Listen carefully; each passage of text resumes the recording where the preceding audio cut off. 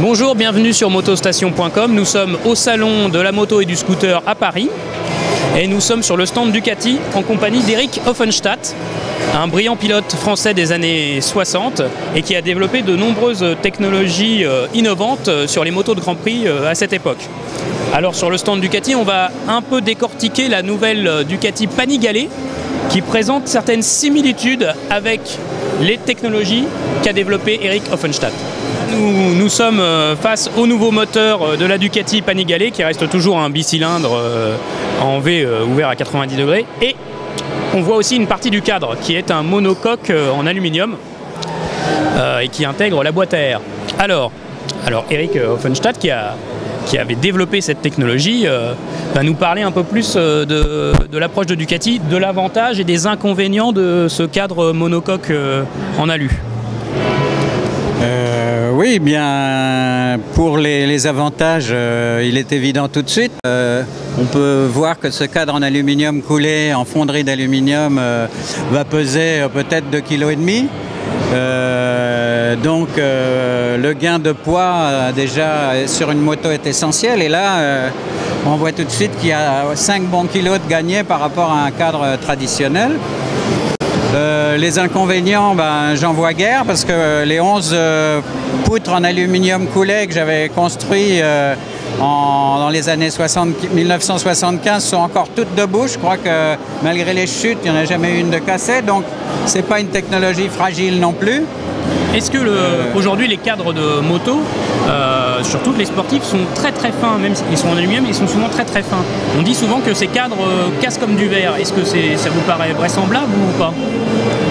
C'est-à-dire que les cadres périphériques qui sont très longs sont quand même que des feuilles, sont des feuilles d'aluminium qui sont très distantes l'une de l'autre et ouvertes. C'est une boîte ouverte. Là, on a une boîte fermée qui va être beaucoup plus rigide quand même. Le fait de faire double emploi au niveau de l'intégration de la boîte à air au cadre, est-ce que c'est vraiment un avantage ou pas?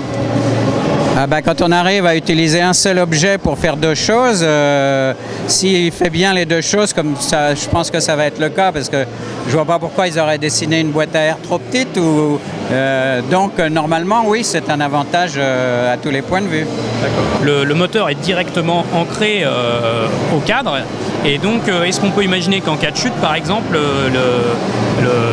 ça entraîne une rupture directe entre les carters moteurs, la culasse et le cadre? Si la chute est très très violente, c'est toujours possible. Mais en général, quand on construit un truc, on essaie de trouver un point de rupture. Par exemple, pour un repose-pied, on va faire un endroit un peu faible, qu'en cas de chute, ce soit ça qui casse. Je pense qu'ils y ont pensé chez Ducati, normalement. Quel est l'avantage d'avoir un bras oscillant qui s'ancre directement sur le moteur? Là, en l'occurrence, c'est plus qu'un avantage, c'est une obligation, puisqu'il n'y a pas de cadre. Oui. Donc, on est bien obligé de prendre le bras oscillant sur le moteur. Mais bon, tout ça, ça vient dans cette optique de gain de poids général. On économise en fait le moteur, c'est le cadre. Sur la Ducati GP cette année, il y avait également un cadre de style monocoque. Pourquoi, à votre avis, Ducati a choisi de faire ça alors qu'en GP c'est un peu contesté? On constate que ça ne marche pas, alors on dit que c'est pas bien, mais en fait, dernièrement, quand ils l'ont remplacé par un cadre classique, ça ne marchait pas mieux. En fait, tous les ingénieurs un petit peu compétents dans le monde de la moto savent que le problème de Ducati vient de la longueur de leur moteur. D'ailleurs, c'est pour ça que celui-là est remarquable, c'est qu'ils ont gagné beaucoup de place en longueur par rapport à l'ancien moteur. Et donc Ducati, en tout cas avec ce moteur de tourisme, s'ils ne l'ont pas encore fait avec leur moteur de Grand Prix, s'est aperçu qu'il fallait un moteur très court à partir du moment où on utilise une fourche télescopique et un bras oscillant et un petit pignon de boîte comme ça, il faut un moteur très court. Et la solution de la fourche télescopique, inversée ou non, est malgré tout une solution qui est toujours très employée en Grand Prix. Est-ce que c'est pour des raisons de poids ou de coût? C'est pas que la télescopique est meilleure que les fourches alternatives, c'est que toutes les fourches alternatives dessinées jusqu'à maintenant avaient de mauvaises géométries qui les empêchaient de fonctionner convenablement. Voilà.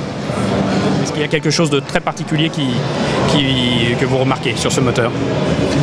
Il y a eu deux choses. Il y a eu qu'ils ont eu besoin de mettre une course très courte pour pouvoir mettre des pistons courts, faire un moteur court, etc. Donc il y a forcément de grosses soupapes. Et ça, c'est une technologie tout à fait Grand Prix, quoi, tout à fait sportive. Et on verra dès l'année prochaine en super stock si les nouvelles recettes magiques de Ducati vont fonctionner ou non. En tout cas, je vous remercie beaucoup d'avoir participé à cette petite interview sur le stand Ducati au Salon de Paris. À bientôt. Au revoir.